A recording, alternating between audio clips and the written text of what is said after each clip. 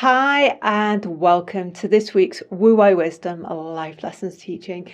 It's great to be back with you all. This week we are talking all about the power of self-responsibility and how it can transform your life.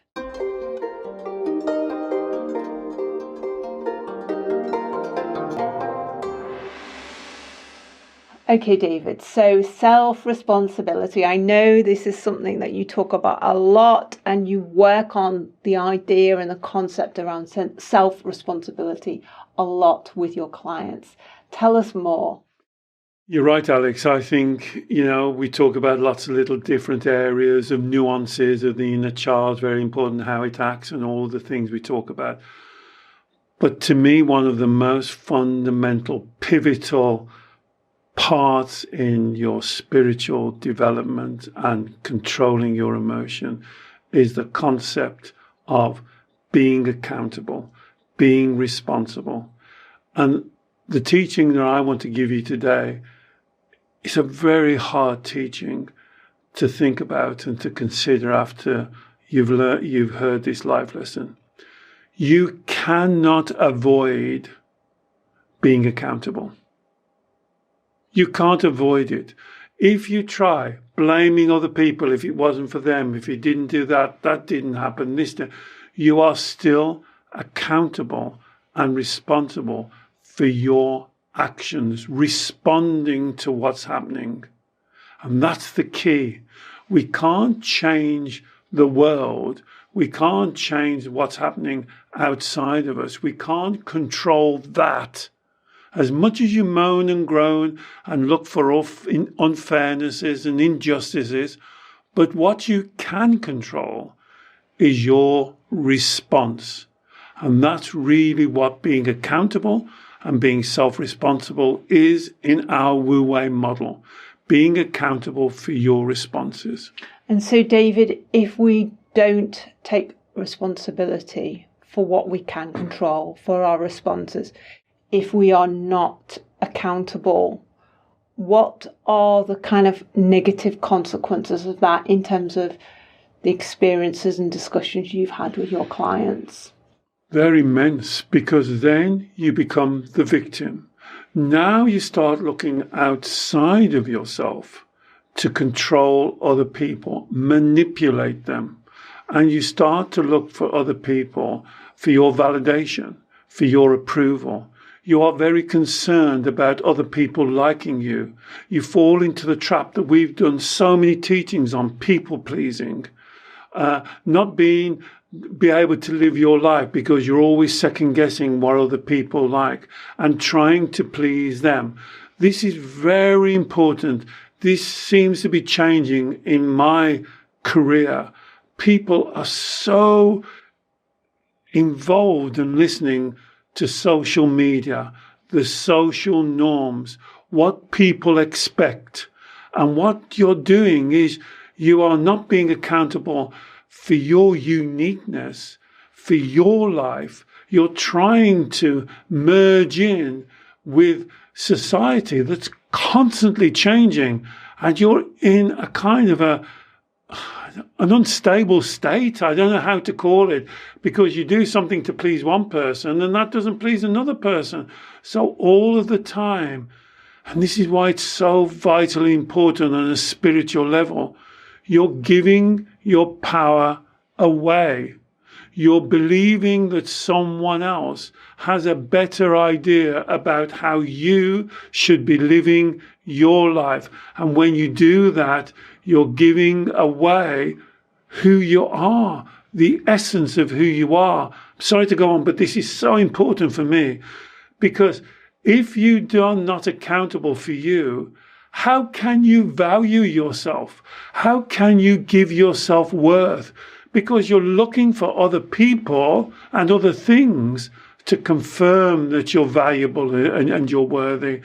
And that's like trying, like the donkey chasing the carrot, as I always say. You never get it. You're always striving, but it never reaches it. So what I'm hearing you say there, David, is this accountability and self-responsibility is about speaking up for who we are, not just conforming without question, not seeking validation from other people, and putting that of greater importance over our authentic worth, our authentic desires, our authentic self.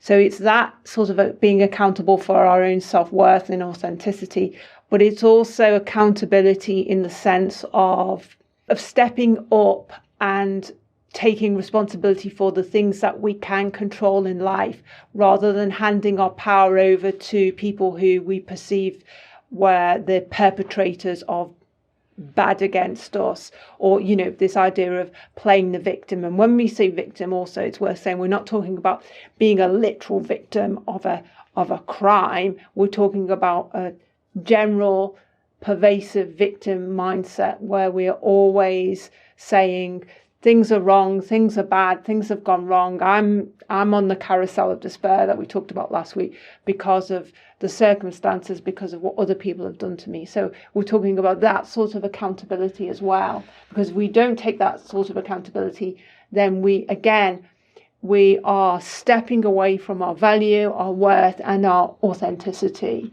That's right, and this is why it's linked to the carousel, because if you're not being authentic, if you're not being accountable, if you're not living to your principles, your morals, what you believe in and why you believe it, this is why your beliefs are so important. They're your principles, they're your morals, they are what defines you. What do you stand for? Now, if you do not want to be accountable for that and constantly morphing and changing into what other people think and trying to please them and then trying to please them and trying to satisfy them, you lose track of who you are. And that puts you on the carousel, as we talked about last week, because you're not forging your path. So, as we said last time, what do you believe? Why do you believe it? See, accountability. Not tell me why I believe it. Why do you believe that? Are you accountable for your beliefs? And you can do this yourself. After this teaching, it's very simple. Get a piece of A4, put a line down the centre, write on one side, I believe. What do you believe? This is why I believe it. Be accountable. That's being accountable. Not, I believe this because it's what my mother believed or my father believed or is what the boss believes. I don't really believe it, but I have to believe it because they believe it, or I have to do it because somebody else won't like me if I don't do it. That's not being accountable. That's changing and trying to kind of fit in to everything, and you'll never do it. It will never work. Put you on the carousel because you're spinning around now, and then the emotions get stronger and stronger and stronger because you're chasing your tail. And David, I've observed that some people are naturally, or maybe naturally is not the right word, some people are very accountable for themselves. Some people, there is no resistance, there is ease. They're stepping up, holding their hand up, taking control of the things they can control, being decisive and quick about things when there's challenging situations. Some people have that kind of mindset or that approach to life quite naturally, and some people are almost the opposite. Like the first sign of difficulty or trouble, they want to run away. They want someone else to fix the problem for them. You think everything's out of control, the world's against them. So I guess that's the kind of complete opposite. Yes. If you like, the victim mindset, where everything's the problem, but none of it is their responsibility to kind of solve. That's right. And you used a very interesting word, and I was pleased that you corrected yourself, because that's what a lot of clients will say. This is natural. This is not natural. What you're describing here is, what do I believe? Do you believe that you can't cope? Do you believe that you're not good enough? Here's one I get almost every day that I'm working. Do you believe in perfection? Do you believe you should be perfection?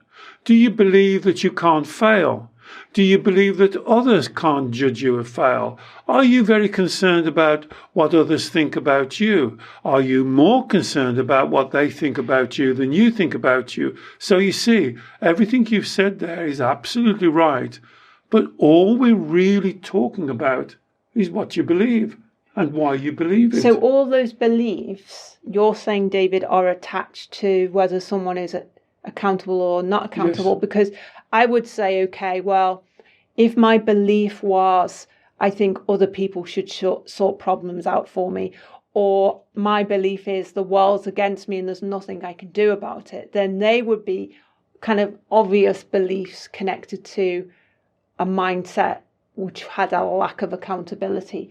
But you're saying, no, it's much broader than that. Much broader. If you believe you should be perfect, if you believe that people shouldn't criticize you, if you believe things should always go right, all of these wider beliefs that we create for ourselves in our childhood through childhood misunderstandings, they are also at the root of non-accountability. They absolutely are, Alex. Let's just choose the one we seem to hit on.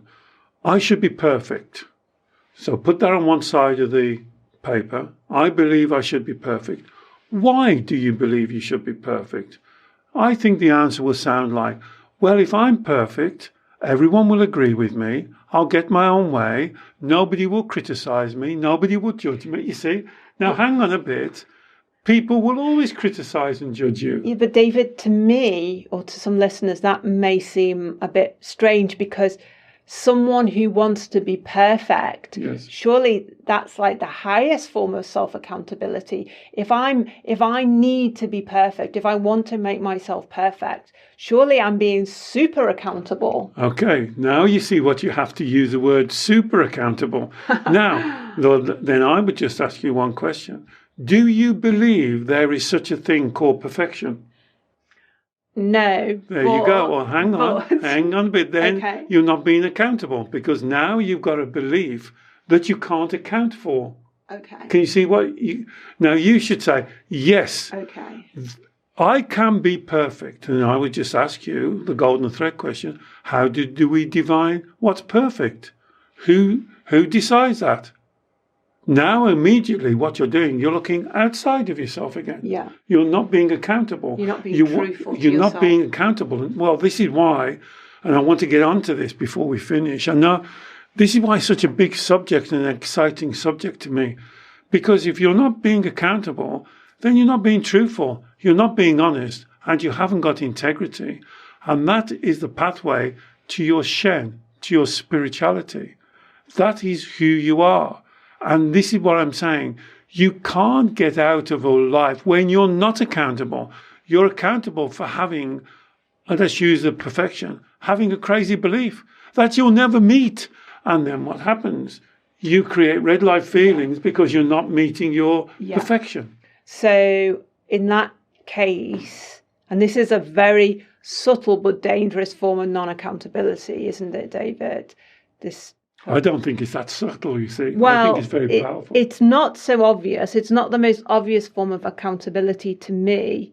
But I see your point that if we are allowing a belief such as I need to be perfect to drive our life, to drive our actions, to drive our choices, to drive our relationships, to drive our emotions and our self-talk, and deep down, we secretly know that belief is a lie or it's impossible, like the perfection thing.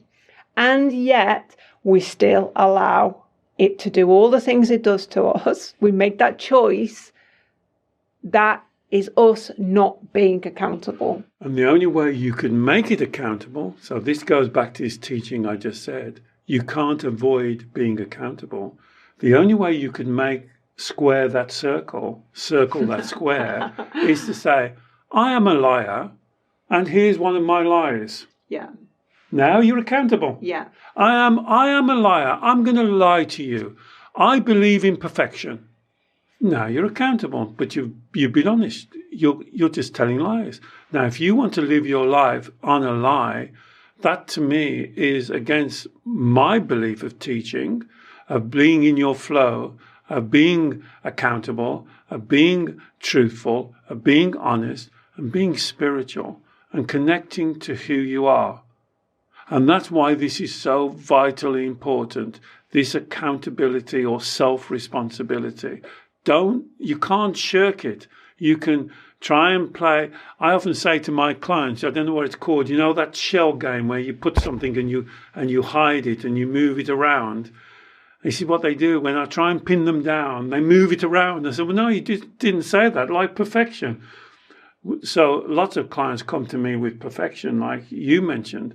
We spend 5 minutes on talk. Well, I don't believe in perfection. I don't believe it exists. Explain it to me. Now they play their little shell game. And they can't explain it because perfection, what is it? I always say perfection is a perception. Who's making the perception? Who calls you perfect? Well, it has to be others. So right away, you're not accountable. And you have to manipulate them to believe you're perfect. And I guess at the root of all of this is our belief that if we do start to become accountable, which would include owning up to the lies that we tell ourselves, or stepping up to have hard conversations with people we'd rather not have hard conversations with, or own up to our share of responsibility when things go wrong. So everything from the more kind of abstract, deeper core beliefs to the obvious kind of day-to-day life situations where we're shirking responsibility. When we shirk responsibility and shirk accountability, what you're saying is that moves us every single time. It moves us one tiny but fundamental step further away from our authentic self, from our spiritual self, from our spiritual nature and our potential. That's your nature. I'm saying, this is my teaching, which you can reject. Your true nature, as you said, is your spirituality, your Shen. That's your true nature. And as you just explained, every time you're not accountable and live in your truth, honesty, and integrity, every time you tell a little white lie, you are moving away from your Shen. Let me give you the one that we often talk about. In fact, we call it the 3 lies. The 3 lies. Let me give you the first one. I hear this all the time. I am not good enough. That to me is not being accountable. That to me, that sentence just doesn't make any sense. Because who's making that judgment? What are you judging against? Who can say that? Who's been accountable? So it just doesn't make sense. And it's definitely the complete opposite to being accountable, because what you're doing, I am not good enough, is like saying, I am a victim. Other people have to tell me whether I'm good enough or not. You're not being accountable. You're waiting for them to tell you. That's why we call it the 3 lies. I'm not good enough. I can't cope. I laugh so much at that one with all of my clients. They're the best copers in the world. You are a coping machine. I am unlovable. Well, that's so ridiculous. But you tell yourself those lies, and as you just quietly, every time you say that lie, even to yourself, you are moving away from the accountability of being a spiritual being, of living to your full potential and living in your flow. And for David, at what age and how for those, as I say, some people are very, very accountable. So they've obviously been taught how to be accountable or by someone else, or they've learned it themselves at some point in their life. But for the rest of us, how do we learn how to be accountable? And at what age is that learning supposed to happen? Because obviously, when we're a young child, it's normal and appropriate for us not to be accountable for a lot of things because we're a young child. How do we learn? I mean, are we supposed to be taught by our parents or our teachers, or is it something that we're just naturally supposed to understand at a certain age, how to interrogate the truth of our beliefs, step up to challenges and not blame other people or not run away? I think that's an immense question, Alex, that I probably can't answer fully. I'll give you an example. My own son, when he was young, he used to come home from school, and one of these things, he could have some milk and cookies, and he could have 2 cookies and a glass of milk and relax and watch TV before he had to do his homework and things. One day he came home, he had his milk and cookies, and I came walking back into the kitchen, and he had his hand back in the cookie jar. He saw me walking in, he took his hand out and said, "It wasn't me, it wasn't me." And that's when you've got to teach your child to be accountable. Son, it was you. And let's talk about that. Now, that didn't happen for me. Sure, it didn't happen for you. It doesn't happen for a lot of us. But as we grow older, and this is why we do life lessons, we have these life lessons, and it's what's more important for you. And I'm going to use the word accountable. What do you want to be accountable for? How do you want to be defined? What are you going to stand up and put as your highest level? Not what anybody else thinks or says about you. What do you say about you? Can you look in the mirror and say that what goes through my head, my self-talk, and what comes in my mouth to the best of my abilities, truth, and I can do what David suggested. This is what I believe. This is why I believe it, whether you believe it or not. Okay, so I'll give you an example. I believe we are spiritual beings. I believe we're a spirit having a human experience, not a human having a spiritual experience. So you could say to me, David, so why do you do your test? Why do you believe that? Why do you believe that we're a spiritual being having a human experience? And why do you believe that we should connect to our spirit? Well, I believe that when you're living in your truth and your honesty and your integrity, that connects you to your Shen.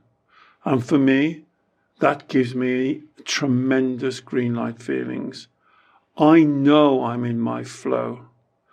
But when I have to do the opposite, when I have to duck and dive and remember what I've told them, and if I've told them a lie and then tell them another lie, and then think about what they're thinking about me, I'm totally confused and I lose track of who I am. I lose track of my essence. And that is why I believe that we are spiritual beings and why I believe that we should live to our truth, because that reduces any red light feelings that I have, even though it means from time to time I have to deal with, as Alex said earlier, confront situations that I would prefer not to confront. But I do that from the serenity, the calmness, from my truth, that I know I'm being true to myself, and I believe this person, this situation will better respond if they hear my truth than me trying to avoid, duck and dive, give them what they want, what they may not want. What did I say to them last week? Am I being consistent? I don't have to think about it as anything of that. So when I'm doing these videos for you, I don't even know the questions that Alex is going to ask me. And I can answer it because it's coming from my truth. And that's why I believe it. Now, what do you believe? And why do you believe it? And David, the other thing to say, just to end on, is the more we practice this level of accountability that we've talked about in today's teaching, the easier it becomes, the more effortless it becomes. So at first, if we're not used to being accountable in all the ways we've talked about today, you will get the internal resistance, the pushback from the ego or the inner child who wants to stay in the safety zone. But the more often we step up, we own up to what is true, what's a lie, what's our responsibility, the more rewarding we will find it, and the more then encouraging and easier it is to do it the next time, the next time, the next time, the next time. You're absolutely right, Alex. And as in a way, it can be even more simple than that, because I would suggest you start with your own self-talk. So no one else even has to know. So I would call it a meditation, Just sit quietly for 10 or 15 minutes and go through your beliefs. Go through your beliefs about you. What do you believe about you? Is that the truth? Is that honest? Does that integrity? If you hold the 3 lies, for instance, why do you believe you're not good enough? Where did that come from? Were you born not good enough? Did somebody make you not good enough? Who defines whether you're good enough or bad? Who defines when you are good enough? See, these are really important. I'm just demonstrating the golden thread question. And you can do that for yourself. 10, 15 minutes a day. Might take you a few weeks, a month or so. But just keep a little diary. Most of you like journaling and making diaries. And just keep that and ask yourself those golden thread questions. And look at your beliefs. And see whether those beliefs are truthful. Whether you can stand up, and this brings us back to the beginning, whether you can stand up and be accountable. Whether you can stand up and be proud of saying what your beliefs, even if other people don't believe it. So I believe that we're a spiritual being. Many people would laugh and say, no, we're just skin and bones and that's all we are. That's their choice. I know what I believe and I'm happy to share that with you. And I'm sure you've got your own beliefs. But make sure you're accountable and be responsible for your beliefs because they're your morals, they're your principles, and they define how you live your life. Wonderful. Thank you, David. I will put a link in the show notes to some other teachings on this topic, including our Shen or Spiritual Self video playlist, which will give you a lot more understanding on this concept that we touched upon several times during this teaching. I really do hope you have enjoyed this episode. Please do let us know and perhaps share it with someone else who you think it may also benefit. David works every week with clients all over the world by a Zoom video call on exactly these sorts of issues. If you'd like to learn more about David's one-to-one consultations, I'll put a link to those as well in the show notes. And finally, please don't forget to subscribe to our YouTube channel. We really value having you as a subscriber, so do subscribe. We produce new long-form teachings every Saturday, as well as 2 midweek short snippets of wisdom for you to enjoy. We look forward to sharing with you again very soon. Bye-bye.